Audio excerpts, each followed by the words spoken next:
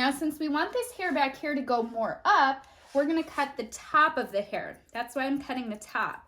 If I wanted this to lay under, I would wanna flip the hair around and cut it on the underneath, and that's gonna give it an undercut and make it wanna lay down flat. Hey guys, welcome back. I'm Laura, I'm a hairstylist, and today I'm gonna show you how to do the popular Bixie haircuts. And the model I'm gonna use today is my own mom. I've seen this cut circulating all around the internet, and my mom really has the perfect face shape for this cut, so I'm really excited to do it for her.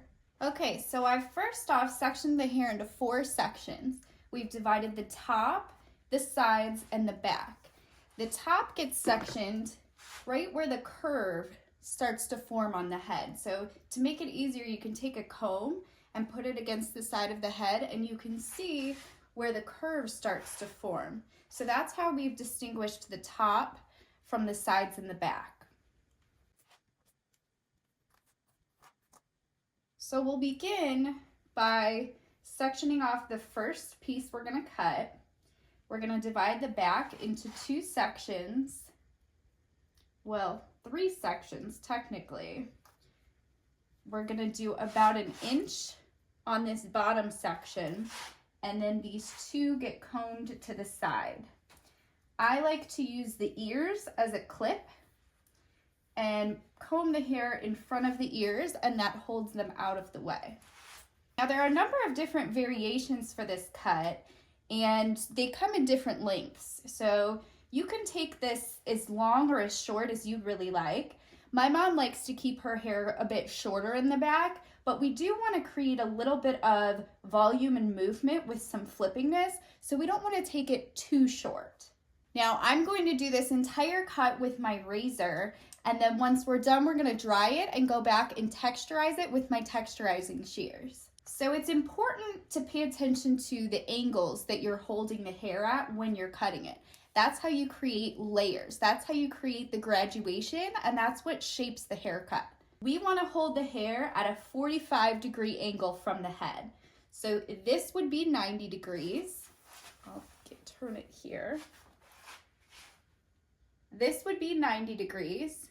This is 45 degrees. So we're going to hold the hair out 45 degrees from the head. Something else I like to keep in mind is I take the sections at the angle I'm going to be holding the hair. So this section is slightly tapered this way. So that means when I take this piece of hair before I cut it, I'm going to be angling my body and my hands at this same angle that the section is taken at. So we're going to take this cut just below her hairline. So her hairline is right here, and I'm going to just put my fingers right against the head where the hairline is and cut with the razor.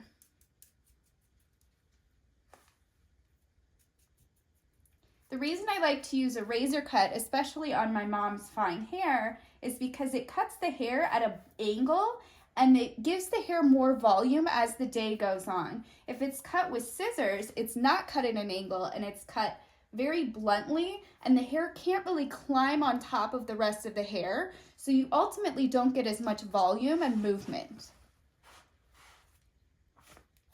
So now we're going to do the same thing for this side, making sure that we're holding the hair at the same angle that the section is, putting our fingers right against the hairline.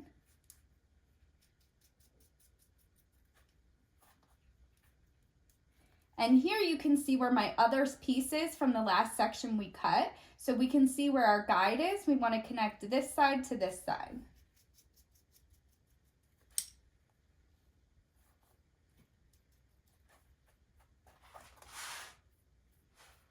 So you can see that this kind of creates movement and a little bit of flip on the bottom here. Let's take down our next section. Working with sections no more than 1 inch thick. If the hair is very thick and coarse, you may need to make the sections thinner because you're going to have more hair that you're having to work with.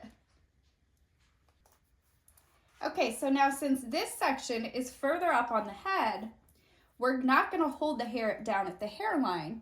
we're gonna hold it continuously at 45-degree angle. So we'll pick up the last section that we cut, and that's gonna be our guide for where we're gonna cut. So you can kind of see through here. If we hold this up, we can see where we need to cut underneath of the new hair. If you have a hard time seeing what needs to be cut, take a smaller section. Take some of this hair back up so that you can see where your guide is.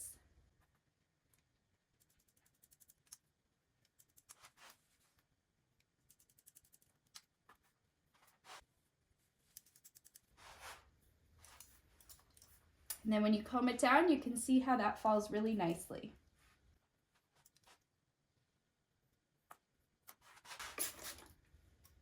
It's really important when you're working with a razor to keep the hair really wet. If you don't, the hair can rip and pull as you're attempting to cut it, and it can actually cause damage to the hair. So we're going to continue doing the same thing all the way back up.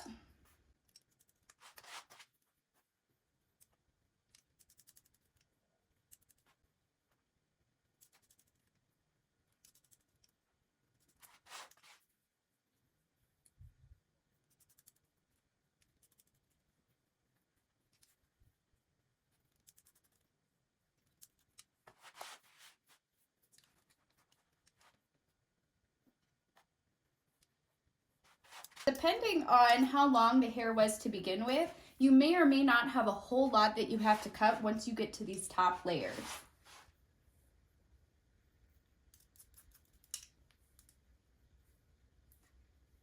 For my mom's cut, we really needed to focus on getting a lot of this bulk removed under here.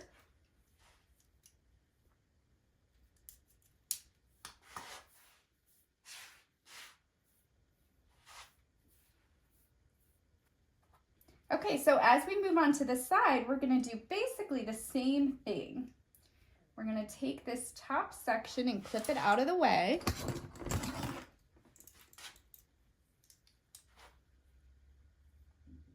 And we're going to grab some hair from the side, and we're going to use that as a guide.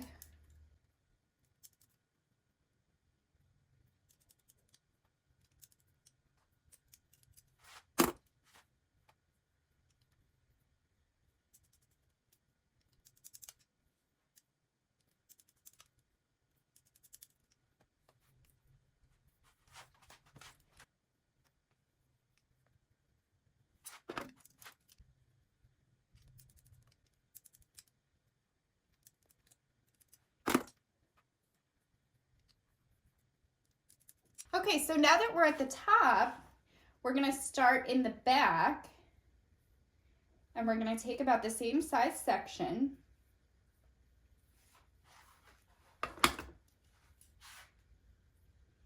And we're going to hold it up. Now the top of her hair was cut relatively short, so we're not going to take a whole lot off of the top. I really just kind of want to even it out and give myself a good base.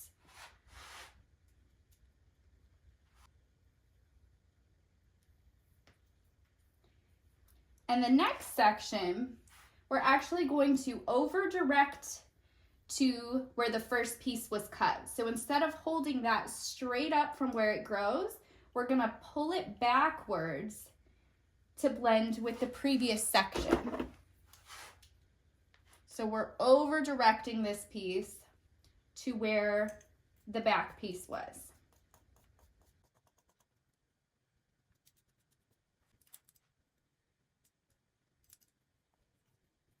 And we're going to do the same thing for the rest of the top.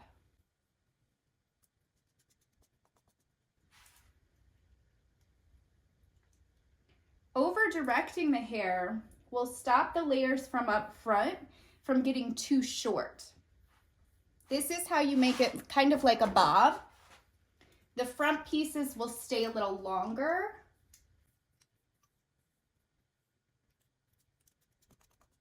At some point, depending on how long the hair is, you may run out of hair and these front pieces may not completely go all the way back.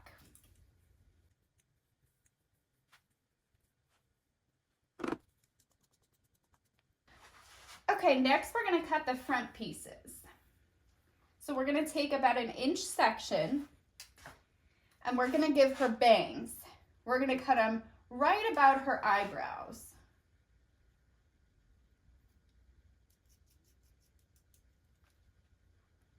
And you want to make sure that when you cut these pieces, you're holding it straight down.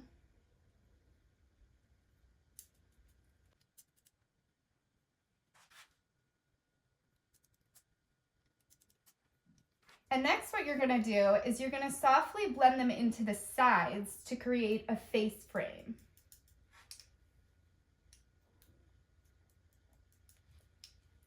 Remember to keep your angle of the part even with how you're holding the hair.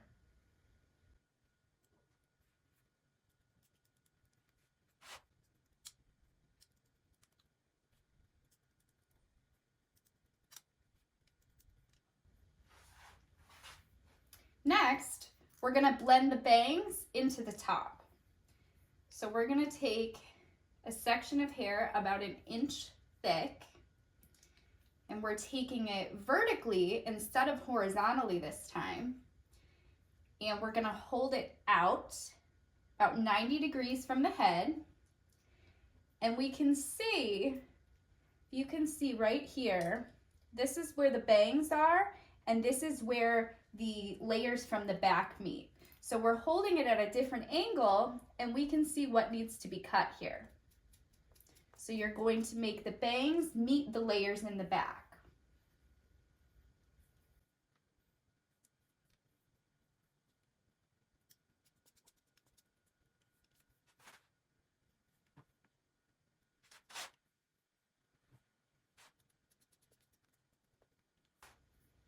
This layers the bangs so that you're not going to have too much hair that falls forward, and it's not going to be longer than the bangs, and it'll give you some nice texture.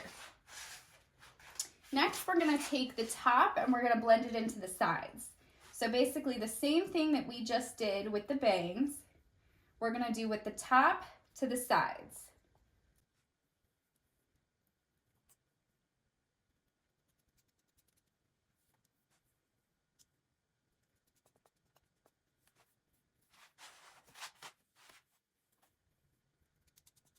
And we're going to do the same with the back. I like to start on one side and work my way all the way around to the other.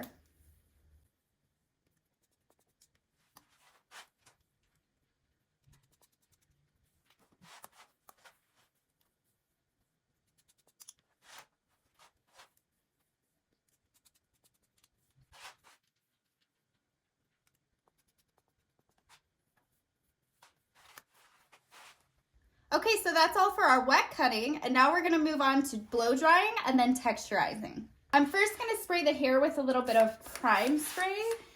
This spray works well as a blow dry prep. The main reason I like to use this is it is a demineralizing spray. So if you have hard water, this really helps to soften the hair and add that moisture back into it.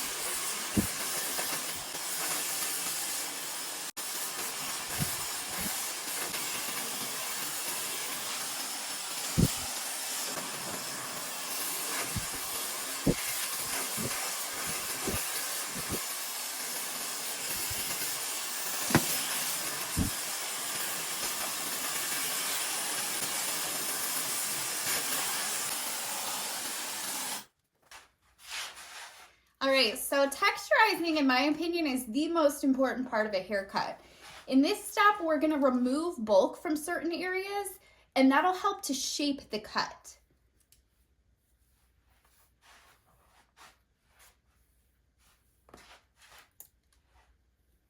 So first, I like to start off by sectioning the hair up. You don't have to be completely perfect with these sections.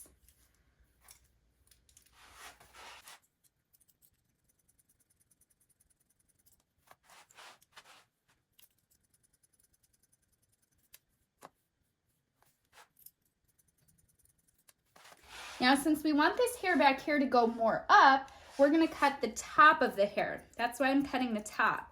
If I wanted this to lay under, I would wanna flip the hair around and cut it on the underneath, and that's gonna give it an undercut and make it wanna lay down flat.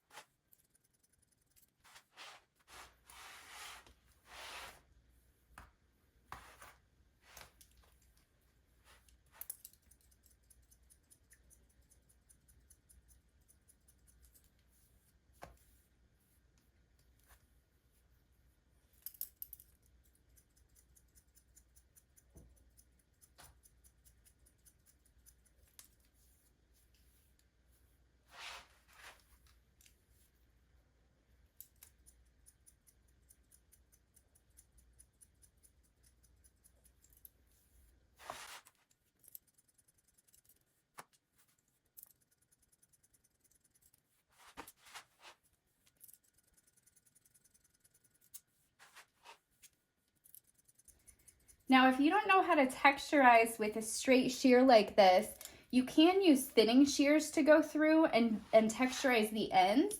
I don't like to use thinning shears because they leave lines in the hair and you can't be nearly as precise. Basically, what you do when you use these straight shears to texturize is you hold the hair flat and you go in and you just make cuts as the shears glide through. You kind of get used to just this movement and it's very free.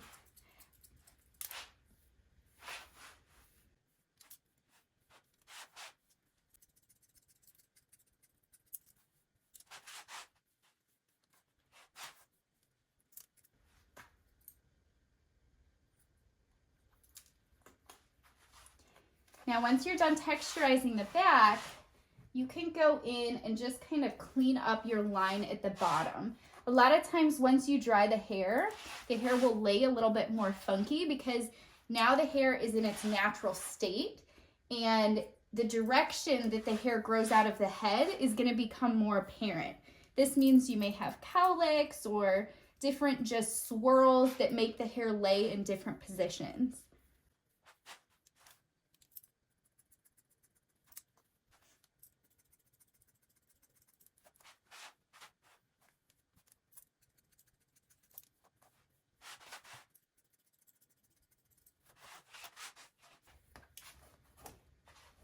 And on the side, we're going to do the same thing and take a section from top to bottom and just go in and lightly texturize.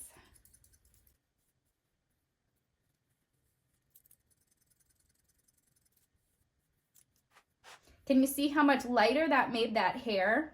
It removed the weight so we can get more volume and pieciness.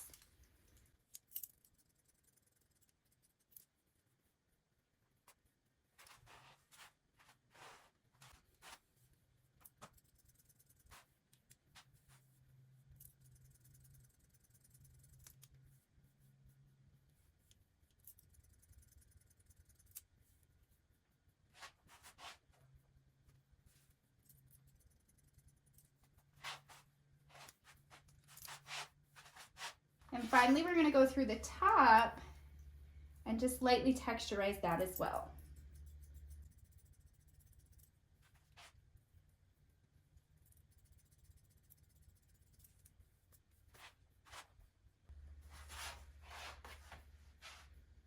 The bangs, you don't want to go overboard with texturizing, but you do want to do a little bit just to give them pieciness.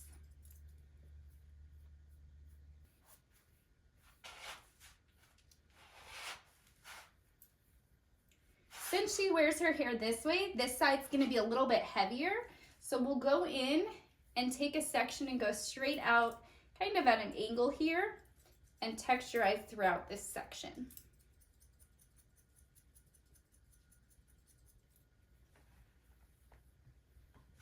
Now, texturizing is called interior layering. When you're actually going through and doing the wet cut, when you're layering there, that is called exterior layers. Texturizing is interior layers because we're going in and removing bulk, not hard layers on the outside. See how that gave so much more volume throughout here?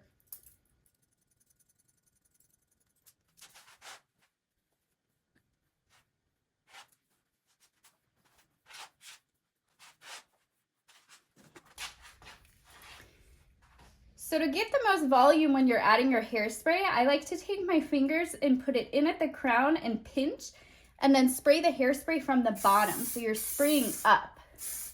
See how that gives that much lift? And since we want this hair to go back, we're gonna hold the spray in the front and do the same thing, spray it backwards.